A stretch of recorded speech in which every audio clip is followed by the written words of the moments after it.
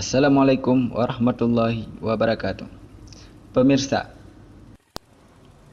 pembangunan jembatan Krung Tingkum, Kota Blang, Berun dipacu siang dan malam, Sabtu 28 Oktober 2017. Para pekerja mulai melakukan pengecoran beton lantai jembatan sebelah barat. Sedangkan untuk sebelah timur akan dilakukan dalam waktu dekat. Pengecoran lantai sebelah barat dilakukan mulai pukul 10 pagi dengan menggunakan mobil cor semen. Belasan pekerja dikerahkan untuk pengecoran dan belasan pekerja lainnya memasang besi lantai jembatan dan tiang jembatan pada rangkaian sebelah selatan.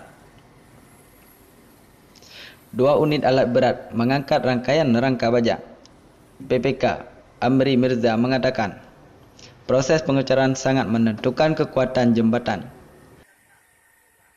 Karena itu harus diawasi secara ketat oleh berbagai tim, baik dari Banda Aceh maupun Berun.